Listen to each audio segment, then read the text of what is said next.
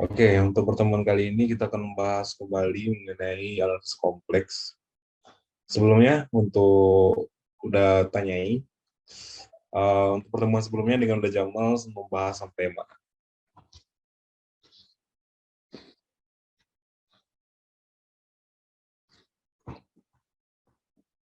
Hmm.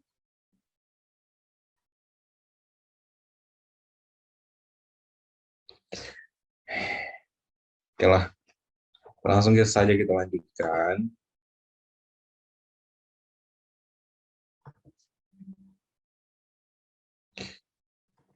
Kita akan membahas analisis kompleks. Untuk sekarang kita punya,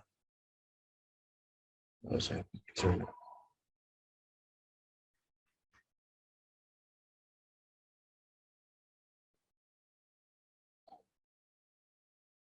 Di mana pula lah.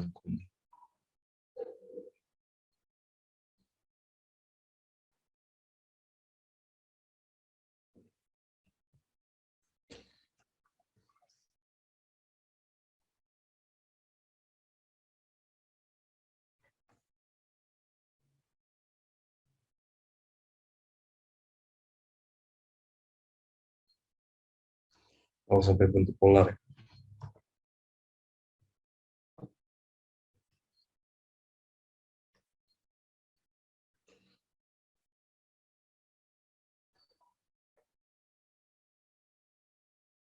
Bentuk polar ini kan, ya kenal. Ini kan,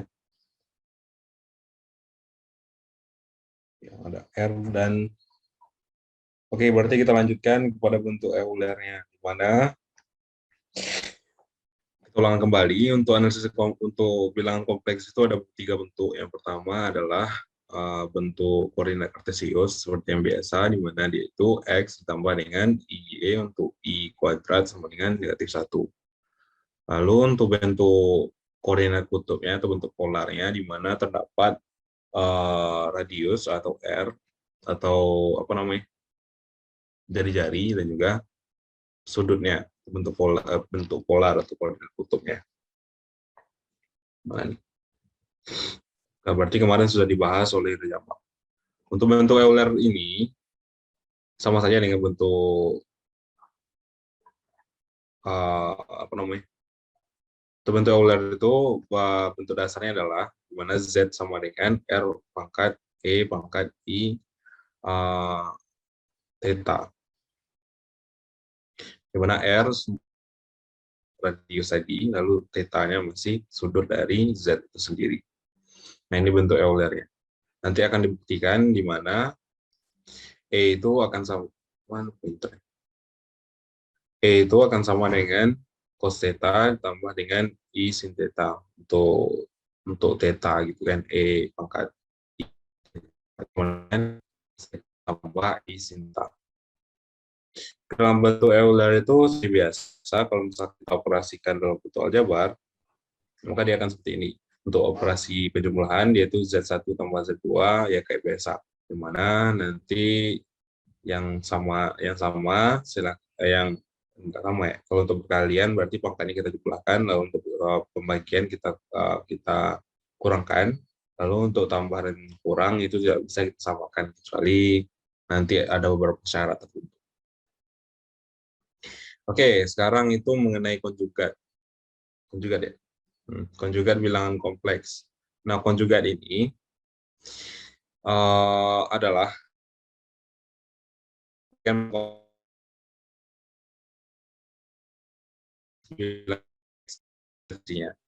misalkan kita punya Z sama dengan X tambah Y, maka konjugatnya adalah X kurang Y. Itu adalah bentuk konjugatnya atau definisi konjugatnya. Selanjutnya sifat-sifat konjugat, nanti untuk sifat-sifatnya, ini sifat-sifat yang dasar, di mana dia itu panjang dari konjugat tetap akan sama dengan panjang dari panjang konjugat akan sama dengan panjang akar sekawannya tadi atau bentuk awalnya.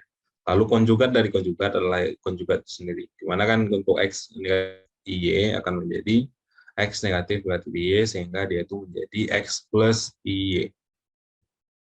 Nah, ini bentuk-bentuk normalnya saja. Lalu untuk penjumlahan konjugat dari suatu penjumlahan itu Z1 tambah Z2, di mana untuk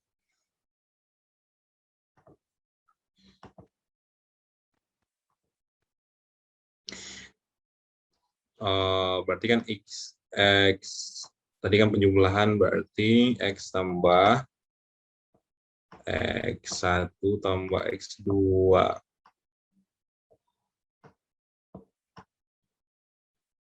Lalu yang I-nya, I dikali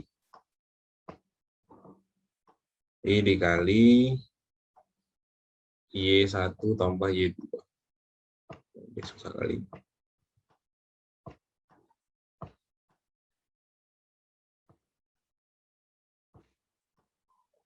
Oke.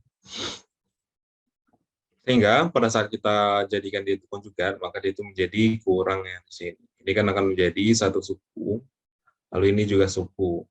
Ini akan menjadi sukunya, yaitu suku imajinernya. Sehingga pada saat dia itu menjadi konjugat dengan yang sebelumnya kita, berarti Z1 konjugat dari Z1 ditambah dengan konjugat dari Z2. Dimana kan untuk Y dari Z1 konjugat Z1 itu kok imajinernya akan menjadi bilangan di depan imajinernya akan menjadi negatif, lalu yang Z2 juga menjadi negatif. Sehingga dia itu sama. Nah, untuk yang ini silahkan adik-adik sekalian baca dan screenshot dan buktikan secara sendiri-sendiri. Untuk bilangan kompleksnya ya kayak gitu saja. Mana konjugatnya ini, lalu bilangan kompleksnya seperti biasa.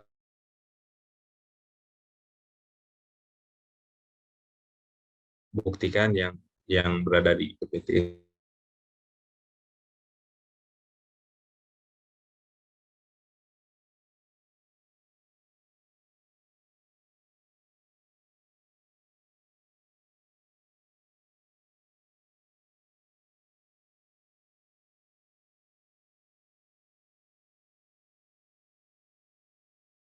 Uh,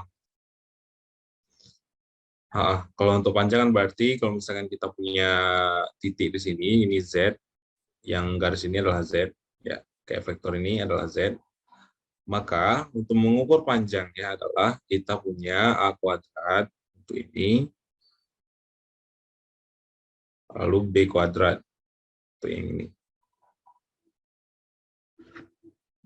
Kita jumlahkan, lalu kita akarkan seperti biasa.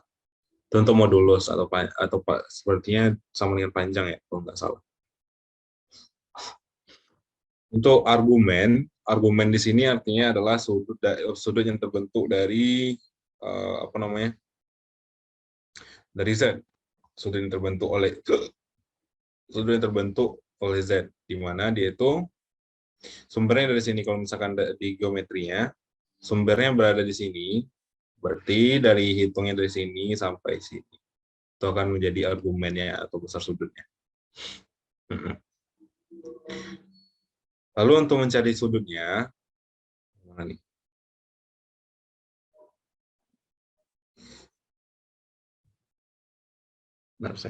Ini ya. Nah, yang ini. Sudutnya akan menjadi, kalau misalnya untuk mencari argumen Z, berarti kita harus menggunakan salah satu apa namanya?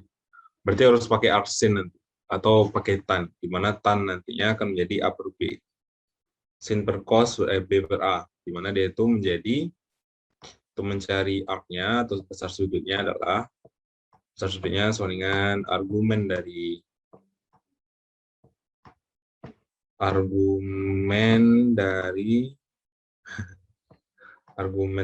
Z.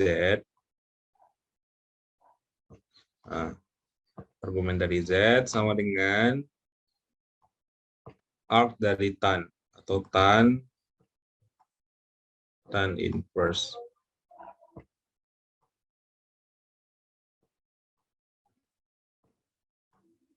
Inverse dari ini berarti sin per B, sin per cos berarti B per A.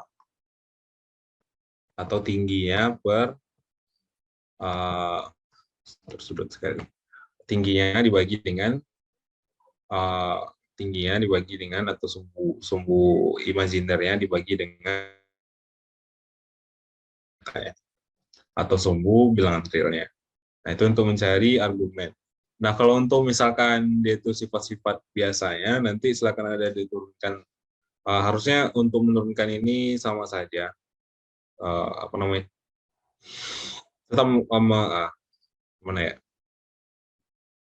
Katanya Z1 per Z2 ini untuk argumennya dia akan menjadi, kalau misalkan kita gimana ya? Oh, ini perkalian biasa. Oh iya.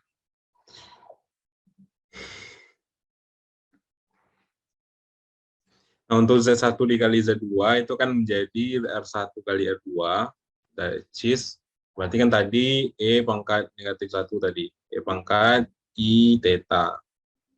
I theta 1 per theta 2. Theta 1, theta 2. Berarti untuk pangkat ini dikali, berarti dia menjadi cis dari ini. Lalu untuk argumennya, argumen dari Z1 kali Z2, dia itu akan menjadi argumen dari Z1 ditambah dengan argumen dari Z2. Dimana kita tengok ini, bentuk ininya adalah, ini salah, bukan sama dengan. Dimana dia itu bentuk sudutnya atau theta yang di sini adalah theta 1 tambah theta 2, apa namanya? Nama simbolnya. Yang pasti dia itu theta 1 atau ditambah dengan theta 2. Berarti dia itu menjadi argumen dari Z1 ditambah dengan argumen Z2. Begitu dengan pembagian, di mana sudutnya akan menjadi dikurangi gitu kan, dicari selisihnya. Berarti untuk yang ini juga dijadikan selisihnya, di mana kan argumen Z adalah theta 1, kalau argumen Z2 adalah theta 2. Sehingga untuk ini sudah pasti dia itu adalah argumen Z1 dikurang dengan argumen Z2. Oke, eksponen. Nah, untuk rumus De Moivre, dia itu rumus De Moivre.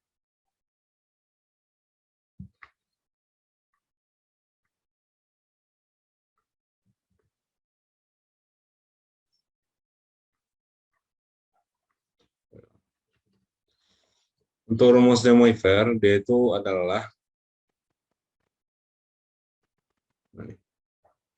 rumus De Moivre adalah R pangkat E pangkat I N theta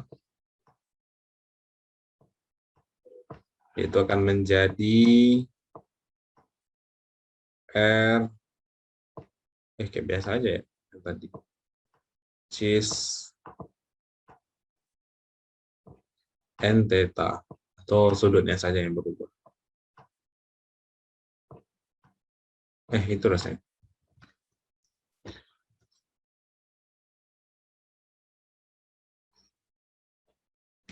Pangkat kompleks jika diberikan kompleks Z sama dengan 0. Ini ya.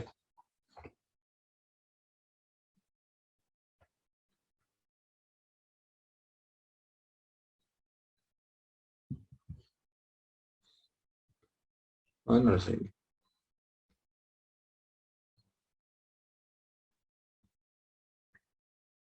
Ya, inilah rumusnya.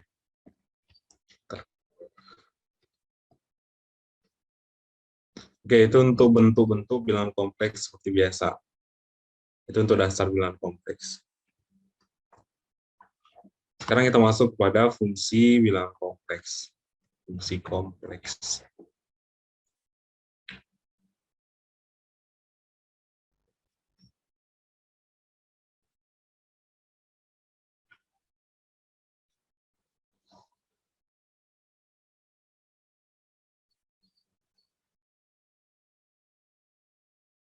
Nah, untuk fungsi bilangan kompleks ini beberapa materi yang saudara dengar adalah fungsi analitik, fungsi harmonik, lalu fungsi elementer.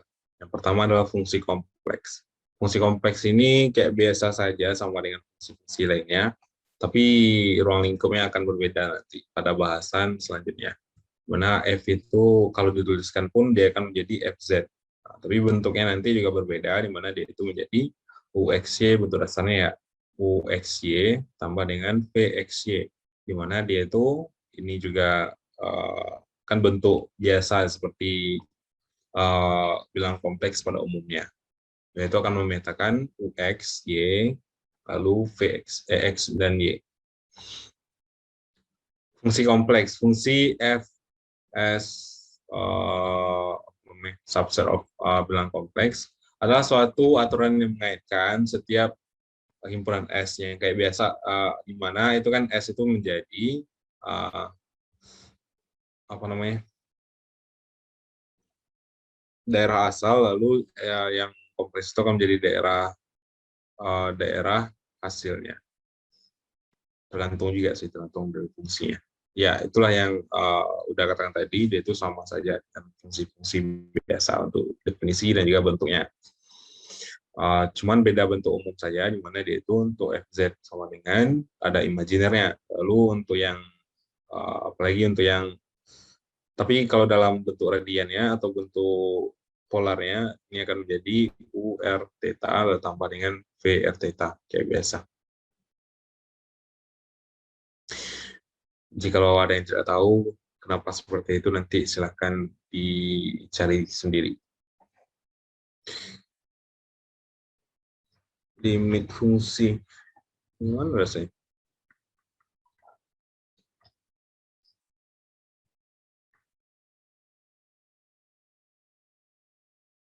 Oke, fungsi analitik.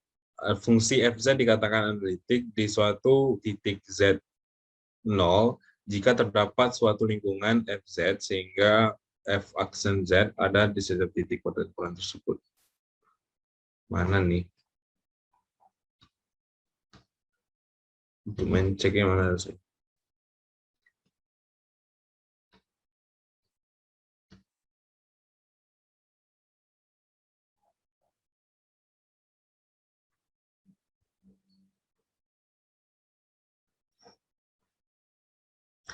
Oke.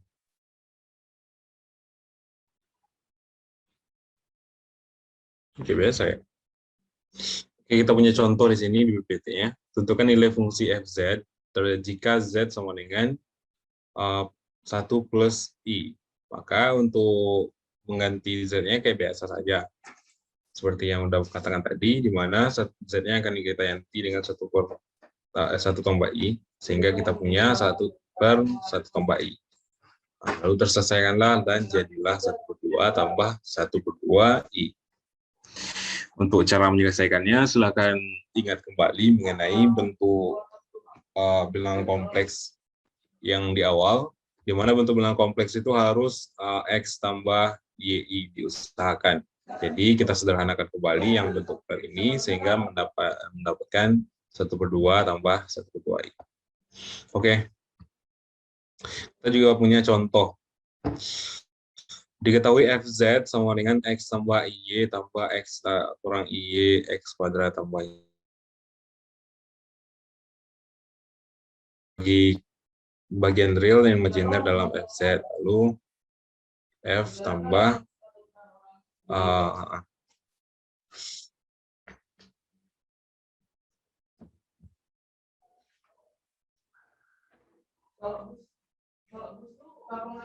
Oke, bentuk FZ pada awalnya adalah FZ. Berarti kita harus menjadikan dia ini apa namanya? Menjadi bentuk Z yang semula, di mana Z itu sama dengan X tambah Y tadi. Berarti kita dapatkan dia itu adalah X tambah Y menjadi Z tambah dengan X kurang Y. Ini menjadi Z perjugat. Lalu ini menjadi panjang dari Z. Sehingga kita punya Z. Oke, kita sudah punya Z tadi. Kita punya Z tambah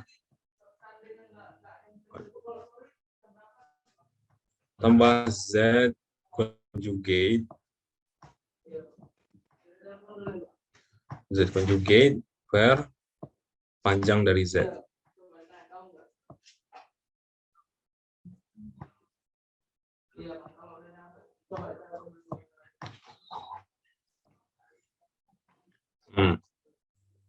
X kurang IG berarti kalau kita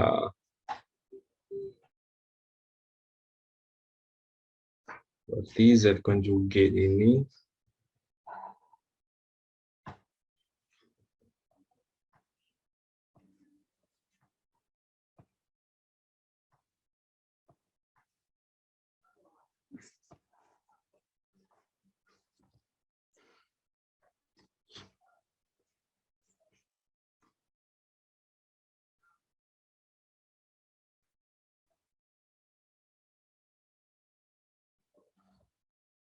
akar dari Z.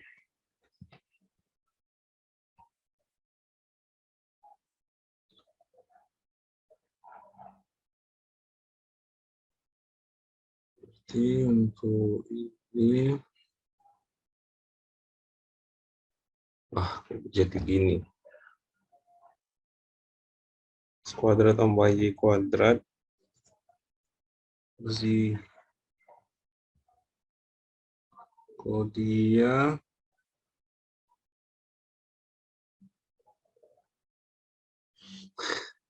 oh iya.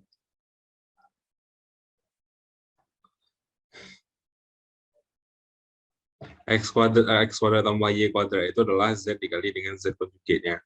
Di mana kita dapatkan yaitu berarti kan X kuadrat, nanti lah turunkan yang pasti Z X kuadrat tambah Y kuadrat itu sama dengan Z dikali Z conjugate-nya. Sehingga ini kita dapatkan Z conjugate, lalu kita coret Z conjugate, lalu kita dapatkan 1 per Z. Sehingga setelah ini adalah 1 tambah 1 per Z.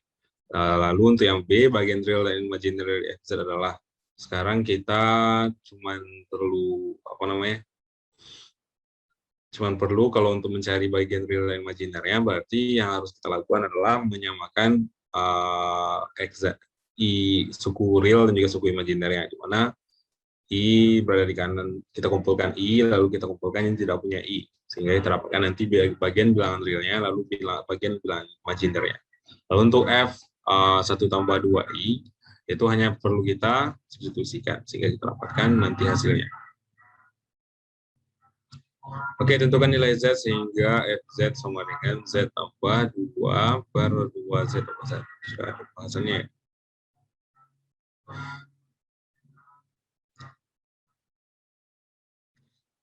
ZI, Z tambah 2, 2ZI, ZI.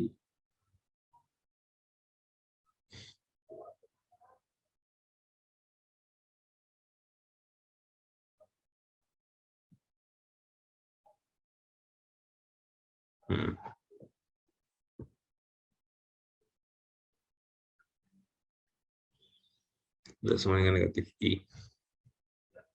Negatif I tambah 2. Negatif I.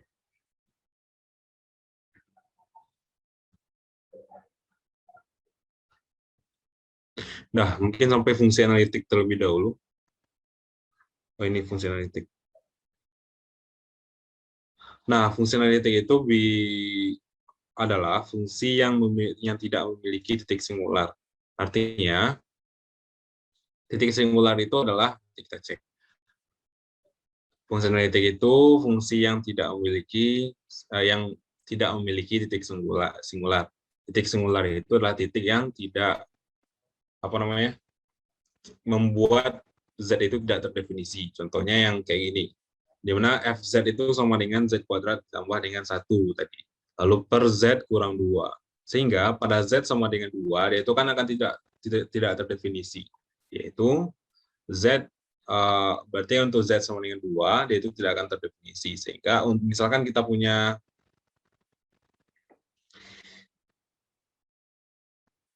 ini pada itu ya, apakah dia ini analitik? Kalau untuk soalnya biasanya, apakah FZ analitik terhadap suatu himpunan, misalkan suatu himpunan atau daerah gitu. Kalau misalkan himpunan daerah C atau bidang kompleks atau semuanya atau bidang organ gitu kan, berarti dia itu didapatkan bahwa pada Z sama dengan 2, dia itu tidak terdefinisi, sehingga itu adalah titik singularnya. Sehingga dia itu tidak analitik pada Z, tidak analitik pada C. Karena Z sama dengan 2, titik singular. Nah, itu titik singular. Lalu untuk fungsi analitik cuma sampai ngecek seperti itu saja. Contoh soal.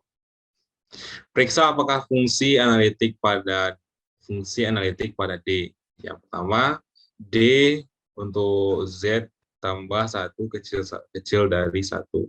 Artinya, ini kan untuk 2. Berarti dia itu singular pada 2. Untuk Z tambah 1 kecil dari 1, dia itu kalau kita jabarkan berarti Z tambah 1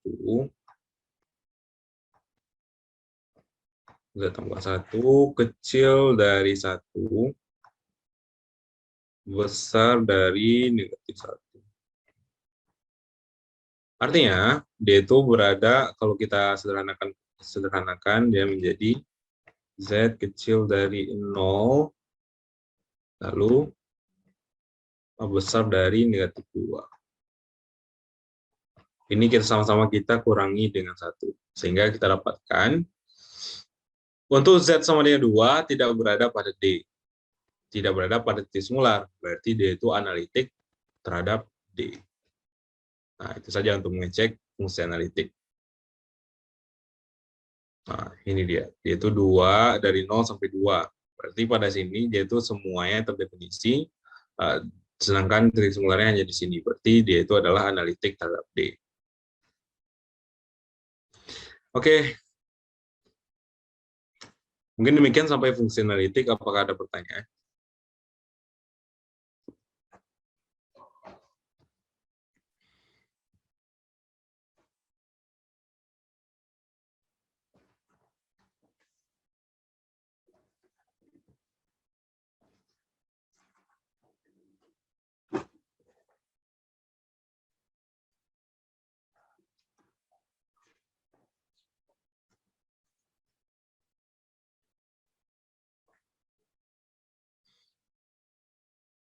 Oke, sampai sini apakah ada pertanyaan?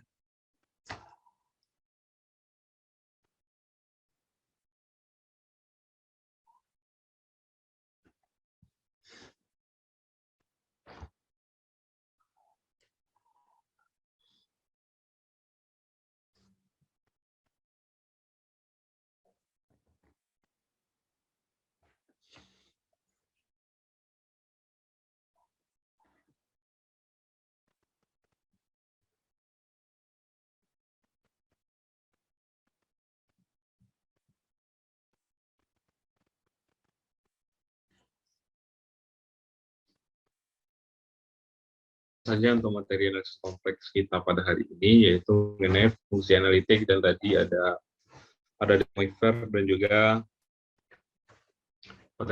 bentuk kutub, lalu argumennya, lalu ada modulusnya atau panjang dari bilangan kompleks tersebut, dan juga yang lain-lain. Nah, mungkin demikian untuk yang fungsi analitik. Silakan adik-adik sekalian membaca kembali bukunya, sumber kita. Nanti untuk kritiknya kita share di grup. Oke, untuk sekarang kita, jika tidak ada pertanyaan, mungkin kita dokumentasi terlebih dahulu. Silakan buka kameranya.